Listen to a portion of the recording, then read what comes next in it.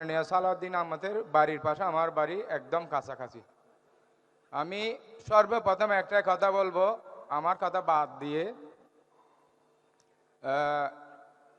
ওনারা সরকারটা পাইছে এখনো 5 মাস পূরণ হয় নাই। যেভাবে টানাটানি চিরাচিরি করতেছে ওনাদেরকে আমাদের দায়িত্ব হলো যে সহযোগিতা করা। আইনশৃঙ্খলা যেখানে অবনতি ঘটে, যেখানে সন্ত্রাসী কার্যকলাপ থাকে আমাদেরকে নিজ নিজ এলাকায় থানার মাধ্যমে ইনফরমেশন দেওয়া, আমাদের নিজেদের সংগঠনকে ইনফরমেশন দেওয়া আমাদের দায়িত্বটা হলো এটা। আমরা যদি সহযোগিতা না করি কোনোদিনে এলাকায় উন্নতি করতে পারবো না।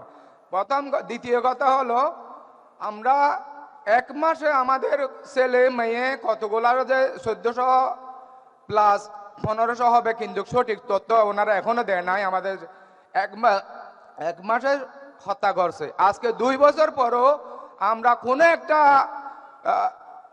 কি বলবো শহীদের অগ্রগতি আমরা দেখি না। আদৌ আমাদের ছেলে মেয়েদের বিচার পাবো কিনা আমি জানি না। মাননীয় প্রধানমন্ত্রীর কাছে আমি এতটুকু আবেদন করবো, আমাদের ছেলে মেয়ের যে কোনো একজনের বিচার হলে করে আপনারা দেখান, তাহলে আমরা আত্মাটা শান্তি পাবো। দ্বিতীয় কথা হলে যতগুলো শহীদ আহত আছে ওদেরকে সার্বিক সহযোগিতা করার জন্য আমি আবেদন জানাচ্ছি।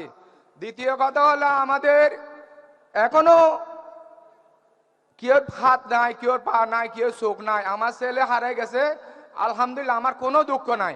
দ্বিতীয়, যখন কারো মায়ের সন্তান এভাবে জড়ি না পড়ে আপনারা সর্বদাই কি রাখবেন, সহযোগিতা রাখবেন। আর যারা আহত হয়েছে এদেরকে কেউ হাত নাই পা নাই, যা কথা বললাম। আমি এবছর তো যাইতে পারি না। প্রথম বছর আমার সৌভাগ্য হয়েছিল, আমি পঙ্গু হাসপাতালে গেছিলাম।